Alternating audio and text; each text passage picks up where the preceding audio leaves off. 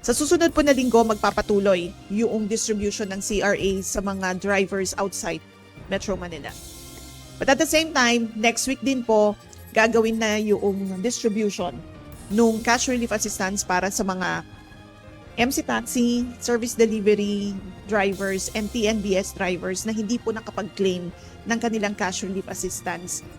May malinis ng listahan ng mga bibigyan ng cash relief assistance ang Department of Social Welfare and Development o DSWD sa hanay ng mga motorcycle taxi riders, transport network vehicle service drivers at delivery riders.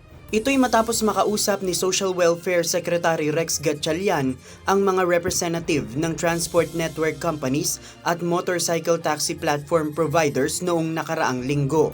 Dahil dito, ayon kay DSWD Assistant Secretary Irene Dumlao, nakahanda ng muli ang ahensya para sa pamamahagi ng ayuda sa mga MC taxi rider, TNVS drivers at delivery riders sa susunod na linggo.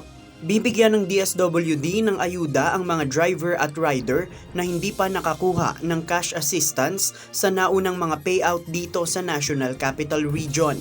Dagdag ng ahensya, nakipagkasundo sila sa mga TNC at MC taxi platform providers na ito ang magpo-provide ng mga logistical materials na kailangan sa kanilang payout.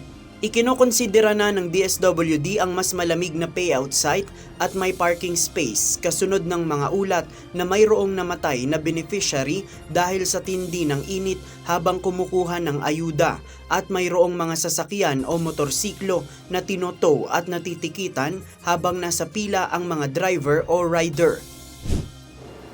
Ayon sa DSWD, sa mga susunod na araw ay ilalabas nila yung listahan ng mabibigyan pa ng ayuda dito sa Metro Manila, dito sa kanilang official social media account.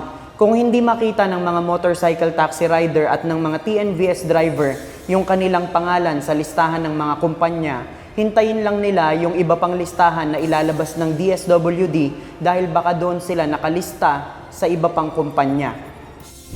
It's most likely that their names would appear sa ibang kumpanya. Kasi nga po, ang nakita natin, merong multi-apping. If your name does not appear in that company, then most likely dito ka sa kumpanya na yun. Sa ngayon, nasa 1.2 million na mga tsoper, tricycle drivers at riders na ang nabigyan ng cash relief assistance sa buong bansa. Nasa 6 billion pesos na rin na halaga ng ayuda ang naipamahagi. Sa pagtaya ng DSWD, mayroon pang nasa 800,000 hanggang 900,000 na mga tsoper, tricycle drivers at riders ang dapat pang mabigyan ng cash relief assistance. JP Nunez, UNTV, News and Rescue. Diyos ang aming sandigan, serbisyo publiko ang aming pinahahalagahan.